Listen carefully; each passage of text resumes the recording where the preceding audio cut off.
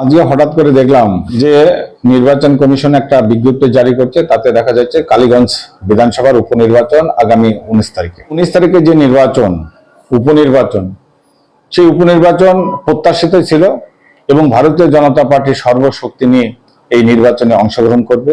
আমরা নির্দিষ্ট টাইমে প্রার্থী নমিনেশন ফাইল থেকে শুরু করে এবং তার পরবর্তী ক্ষেত্রে যে প্রক্রিয়া নির্বাচনের জন্য যা যা করা দরকার, বিজেপি সব দিকে প্রস্তুত আছে এবং এই নির্বাচনে জেতার জন্যই এবং নির্বাচনে আমরা অংশগ্রহণ করব এবং লড়ব। তাই এত এলাকার যে নির্বাচন কমিশনকে আমার মনে হয় যাতে এইটা আর কিছুদিন আগে এই নির্বাচনটা করতো, তাহলে মনে হয় আরো ভালো ফল হতো বলে আমি মনে করি। আগামী দিনে তৃণমূল সেখানে জয়ী হয়েছিলেন, সেখানে বিধায়ক ছিলেন, এইবারে আপনারা পুনরায় থেকে দাঁড়াচ্ছেন উপনির্বাচন, কতটা ফল আশা করবেন? যখনই কেউ কোনো যুদ্ধে যুদ্ধের জন্য যুদ্ধে নামে, তখন প্রত্যেকটা ব্যক্তি কিন্তু যুদ্ধে জয়লাভ করার মানসিকতা নিয়েই কিন্তু যুদ্ধে রণাঙ্গনে হাজির হয়।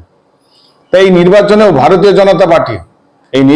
ভারতীয় জনতা পার্টি জেতার লক্ষ্য নিয়ে কিন্তু এবার নির্বাচনে অংশগ্রহণ করবে। আর সেখানে লাস্ট অবধি একদম শেষ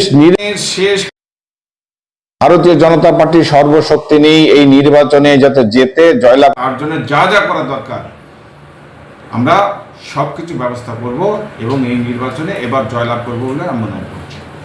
আপনার নাম? আমি অর্জুন বিশ্বাস, নদিয়া উত্তর সাংগঠনিক জেলার বিজেপি সভাপতি।